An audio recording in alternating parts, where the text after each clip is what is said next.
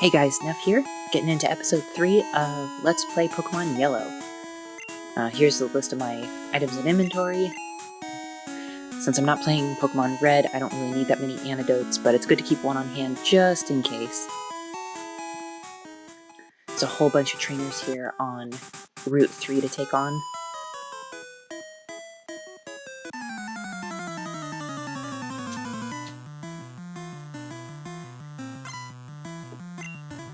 Start with Lass here. She's got a couple of Pidgeys, but they're now at a high enough level that they know Sand Attack, so this isn't quite as cut and dry as it would have been at lower levels.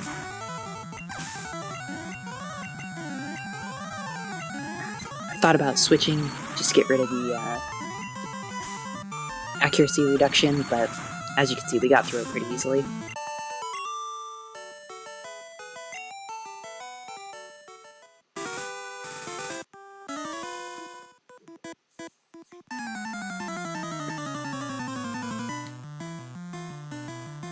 We're finally to the point where you start encountering stat ailments, and soon we'll be encountering sleep, which is the bane of my existence.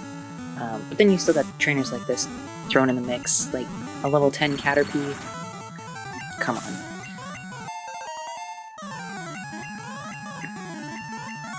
At level 11, Pikachu learns Quick Attack, which is one of the better physical moves he can learn until, what is it, Body Slam?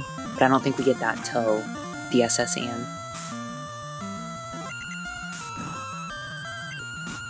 I doubt I'll still have Pikachu on my team by that point, but we will see.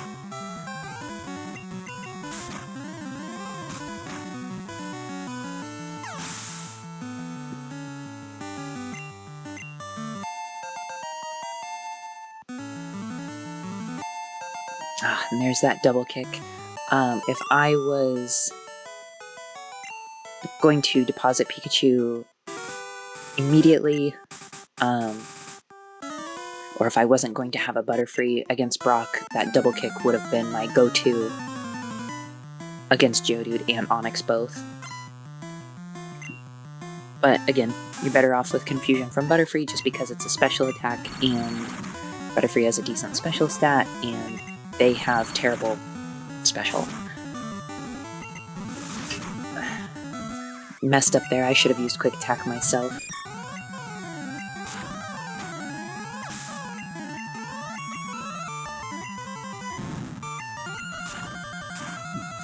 First time we can see Ekans here, but he's Poison type, which is terrible in Generation 1, so he falls to Confusion pretty quickly.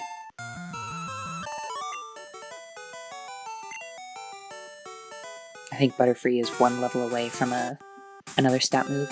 And then jump cut there, I went back and healed so I could take on the next 3 trainers.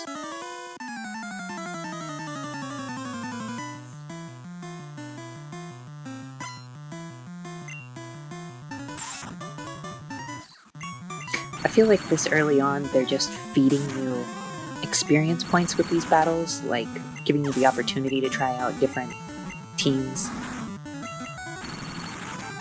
But early on, your options are so limited, even in Yellow where they spice things up a bit, like giving you Mankey early on. That's why I'm playing all of these fights at 1.5 speed, just until there's like more action. I don't see a point in dragging it out. Plus, I would really like to get beyond Route 3. I wanted to at least touch on Mount Moon in this episode.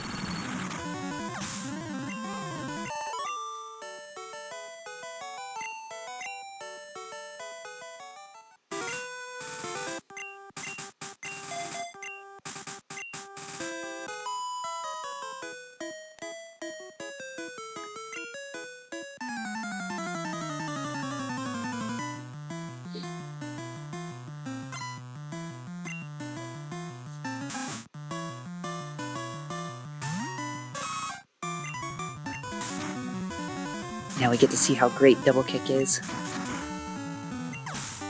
Take it out in a single hit.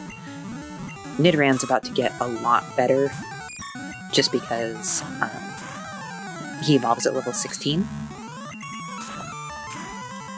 Although right now, like statistically, the strongest member of the party is definitely Butterfree.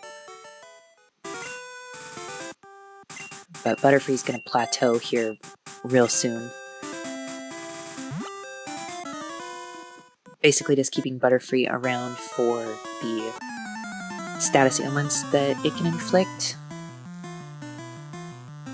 But once we have our team set up, or once I've caught enough that I can get Flash, Experience Share, all that jazz, we're gonna shelf it.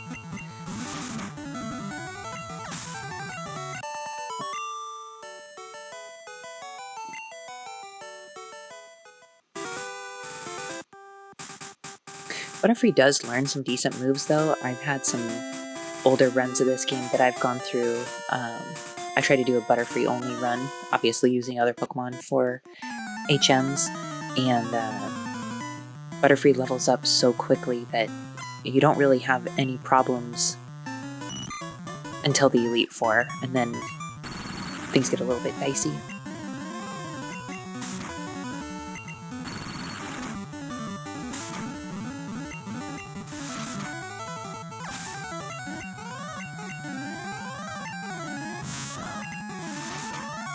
In hindsight, I wish I would have leveled up Pikachu one more time, just because there's a couple of these fights that I've gone through where the opponent has lived with a sliver of health, and just a little bit more special or physical would have pushed it over the edge. Done like dinner, he says. I love the dialogue from Gen 1.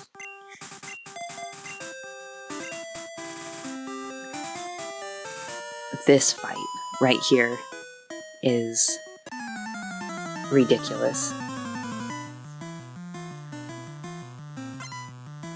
This is, as far as I know, the very first time you encounter the sleep ailment.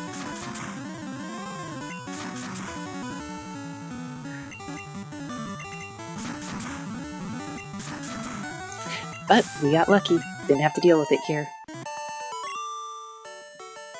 There is another fight. In this video, you'll get to see sleep gets me real bad. You can also catch a Sandshrew here. It's the only new Pokemon that wasn't available up until this route. Sandshrew's nice and tanky for this part of the game, but he doesn't evolve until a higher level, and there's better options. I'd rather go with a Geodude if I was going to use something like Sandshrew.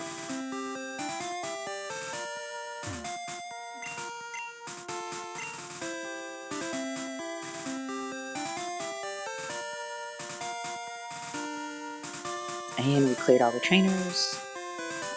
Finally make it to the Pokemon Center outside of Mount Moon. Come on, there we go. I know I can catch a Magikarp for free later, but my inner PETA kicks in for this particular Magikarp just because it's already caught, it's already captive. Leave the wild ones wild. Get into Mount Moon here. Take on this trainer who I detest just because of how terrible Sleep is in Generation 1. The big thing is, with Sleep in Generation 1, you don't get to attack the turn you wake up, so you lose another turn in that regard. And if they're faster than you, it can be really difficult.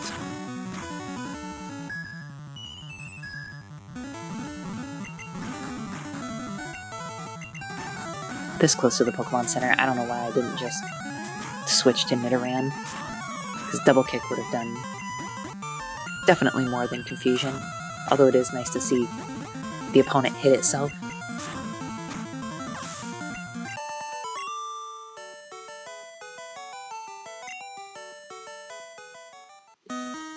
But we want to go left first, definitely. A couple of items we can pick up over here. And we encounter Geodude, and I'm catching him, but probably not going to use him this run. He does learn Rock Throw at a pretty low level, So if I do use Geodude, I usually level it up outside on Route 3 until it learns Rock Throw. And after it knows that, it can just level up on Zubats.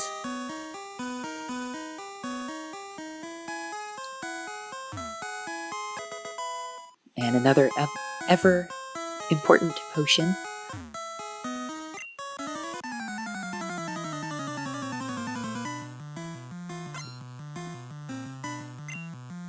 And I think this is the last bug catcher we encounter for a while.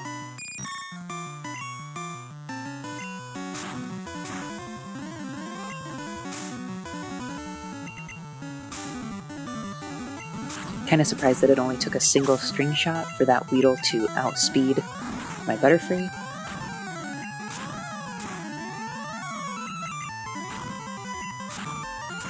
But they throw us a Kakuna. Get a good chunk of experience there.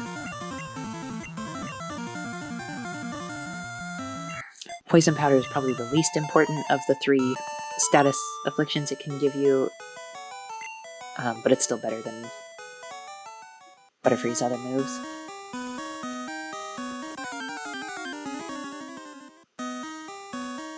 Just another Geodude, cut that guy out.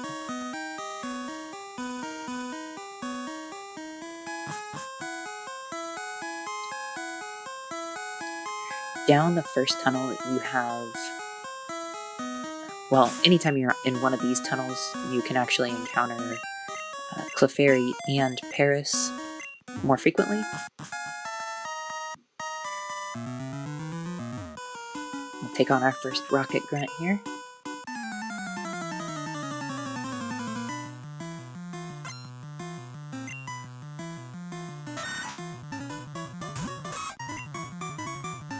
I don't know what the intention of that whip is. Like, is he gonna whip his Pokemon? Is he gonna whip the wild Pokemon?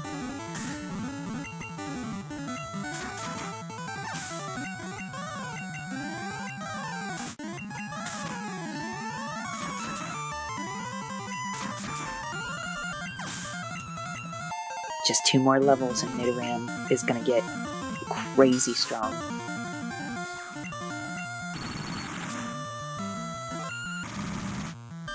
Confusion. Confusion's not as bad as Sleep, but just about. Brutal.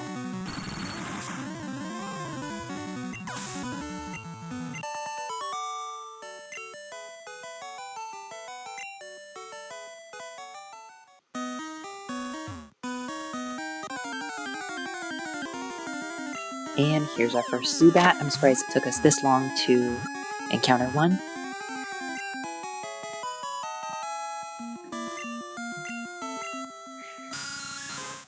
I considered bringing a Zubat just because it evolves at level 22 or 24. Golbat isn't that great, but it's still, like, it learns Supersonic, and later on it learns Confuse Ray, which is better. But there's definitely better Pokemon, especially since this run is done with the intention of making a round 2 team for Pokemon Stadium.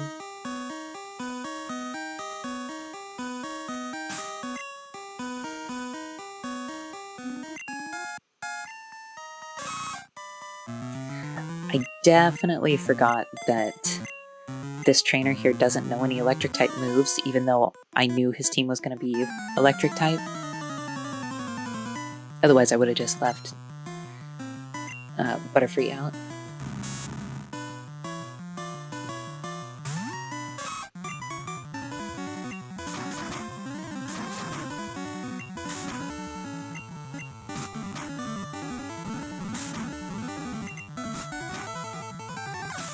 Dropped him quickly enough.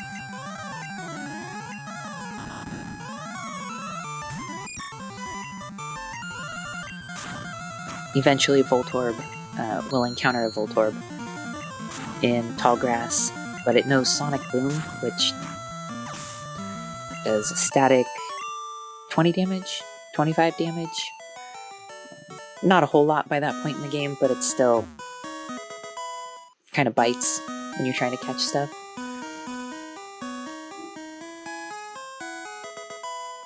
And a rare candy, we'll be saving that for later.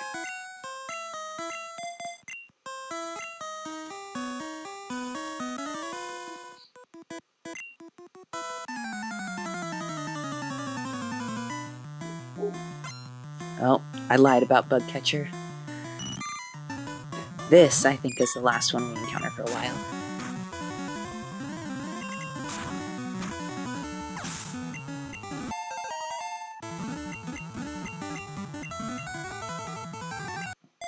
Stun Spore definitely better than String Shot.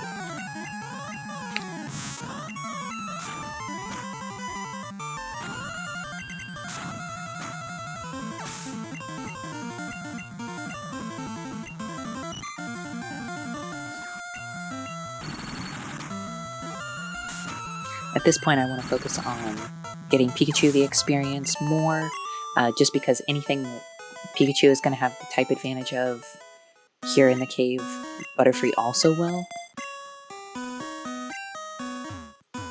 So any random Zubats that we come across, like, I definitely want to make sure that Pikachu gets it instead.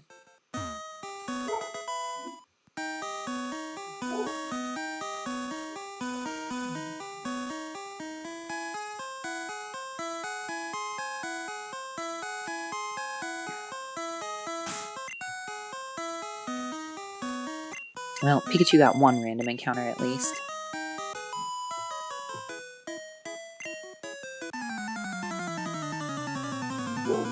The only Pokemon up to this point that will have a type advantage against this last, I think, actually is Butterfree. Because her whole team is Grass and Poison.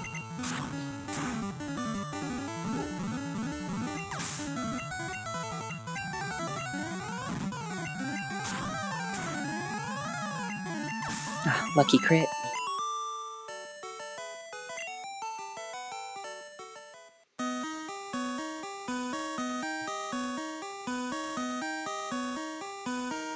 This isn't quite the halfway point in the cave, but almost.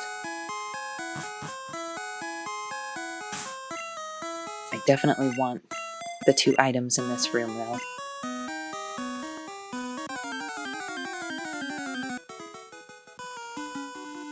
Always one step before a trainer. You'll get a random encounter, it seems.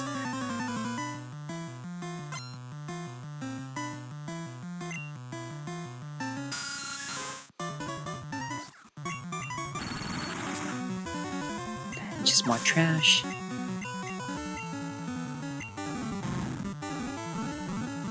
And another Ekans. We'll take care of that the same way we did the one on Route 3.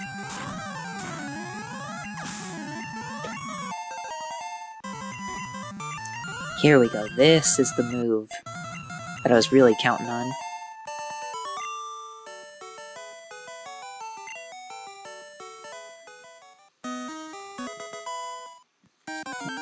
And random encounter. And it's Clefairy. So I definitely want to get that.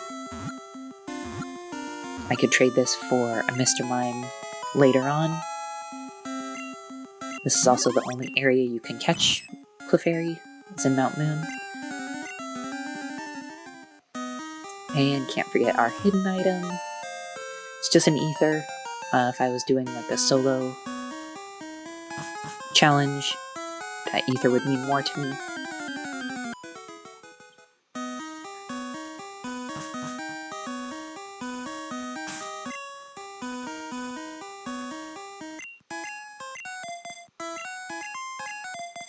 Just some OCD stuff here.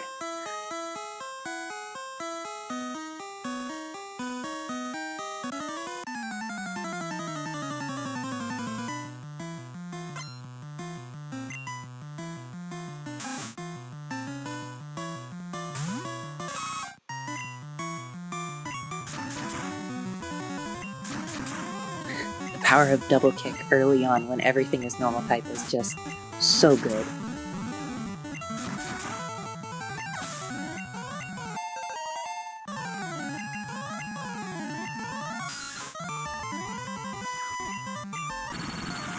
Plus it means Nidoran is only 1 level away from being much better. This Pikachu just wants to pass out at every opportunity.